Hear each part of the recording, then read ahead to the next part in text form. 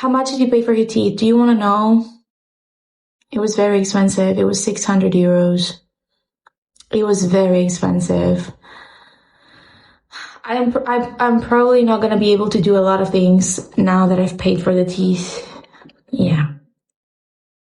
And I don't get anything back from insurance, which is crazy. Should have kept it on. Yeah, but I couldn't because it was moving my bottom teeth. So then I would need braces, and I don't want to do braces. Even though in the far future, I would like to get Invisalign just to make it perfect. Το σεμεδάκι, ναι. Years old. Σεμεδάκι με make-up. Ναι, το πήρα για να το κουνάω στο τραγούδι Σασμός. Άμα ξέρετε, λατρεύω Κότσιρα. Και τελικά έκλαιγα σε όλα τα υπόλοιπα τραγούδια και στο Σασμό έκλαιγα. Οπότε το... Just clocked with the same age. Are we? Athens right now, but also in Belgium. It depends. It depends on the month. Οπότε αυτό με το σεμεδάκι, αυτό και με τους φρονιμίτες, πανάκριβοι φρονιμίτες, αφήστε το. Yeah, we're the same age, wow. I've been ghosting you because I'm working. But why can you talk? Βγαίνω από το σπίτι γενικά, τον τελευταίο καιρό. Είχα πάει Χαλκιδική για να ξεφύγω λίγο. Βέβαια, δύσκολα ξεφεύγεις από πολλά πράγματα.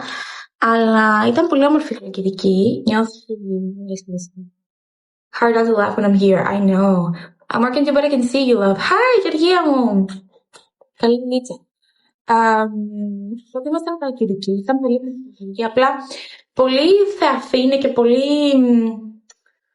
Το παίζουμε κάτι που δεν είμαστε. Δεν ξέρω. Μου έδωσε πολύ αυτό το vibe. Είναι πανέμορφη. Δηλαδή, φανταστείτε στην τελευταία παραλία στην Αλθέα. Βούτυξα και καθόμουν μέσα μία ώρα και γέλαγα από το πόσο όμορφα ήταν τα νερά. Και εκεί δεν είχε πολύ κόσμο. Και ήταν εννοείται πως θα το ανεβάσω αν κάνουμε.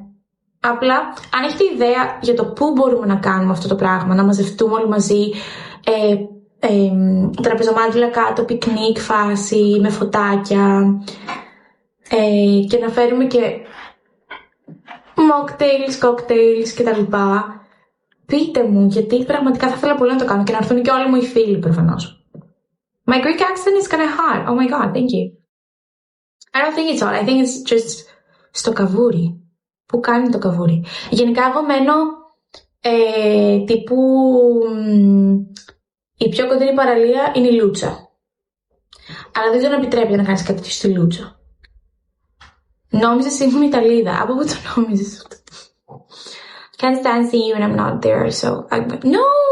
Don't leave! Where are you now? Which country are you traveling to? I want to know. I'm always jealous when you post.